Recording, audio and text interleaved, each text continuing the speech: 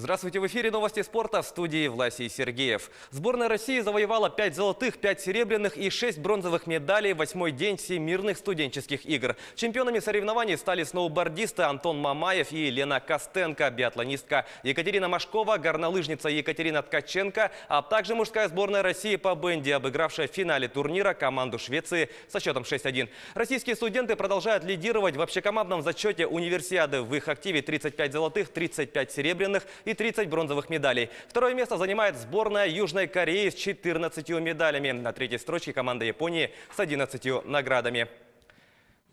Российский конькобежец Павел Кулижников выиграл общий зачет Кубка мира на дистанции 500 метров. И это несмотря на то, что спортсмен занял 12 место в забеге на финальном этапе турнира, который проходит в Солт-Лейк-Сити. По сумме этапов Кулижников набрал 620 очков. Вторым в зачете стал японец Тацуя Синхама, у которого 594 балла. Третье место занял норвежец Халвар Лоренсон. У него 498 очков. Кулижников во второй раз в карьере стал победителем в данной дисциплине. Ему принадлежит действующий мировой рекорд дистанции, установленный в субботу в ходе первого забега Кубка мира. Флорида обыграла Детройт со счетом 6-1 в домашнем матче регулярного чемпионата Национальной хоккейной лиги. В составе хозяев льда голами отметились Джош Браун, Джейми МакГин, Фрэнк Ватрана, Джонатан Юберда, Драйден Хант и Александр Барков. У гостей забили Томас Ванек.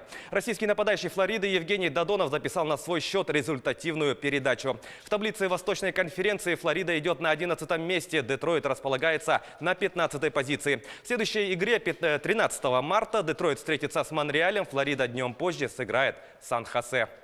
Борис на своем льду победил Нижегородская торпеда со счетом 3-2 в 7-м матче серии первого раунда плей-офф континентальной хоккейной лиги. Эта победа позволила астанинскому клубу выйти в 1/4 финала турнира.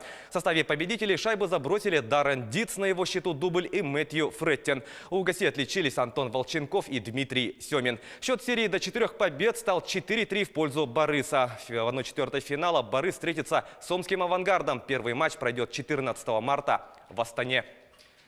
Футболисты московского «Спартака» обыграли столичное «Динамо» в гостевом матче 19-го тура российской премьер-лиги. Встреча завершилась со счетом 1-0. Единственный гол в матче на 16-й минуте забил капитан красно-белых Георгий Джикия. «Спартак» занимает 4-е место в турнирной таблице лиги. В его активе 32 очка после 19 матчей. «Динамо» идет 10-м, набрав 23 очка. В следующем матче 17 марта «Спартак» на домашнем поле встретится с санкт-петербургским «Зенитом», а «Динамо» днем ранее на выезде сыграет с Оренбургом.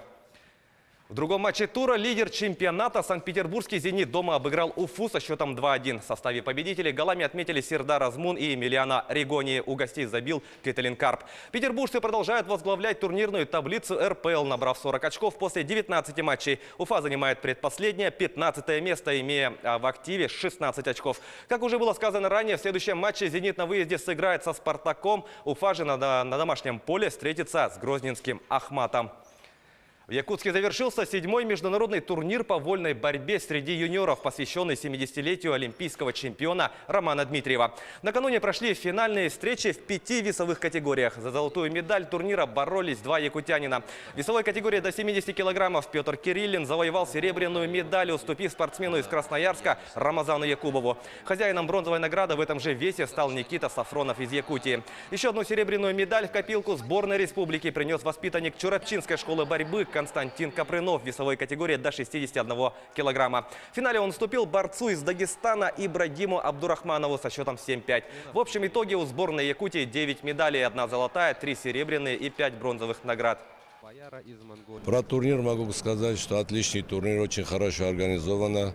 Хочу отблагодарить организаторов турнира и в честь 70-летия Романа Дмитриева и его заслуги, и все. Турнир классный. Могу сказать, что на мировых коврах таких турниров очень мало. Это были новости спорта. Всего доброго.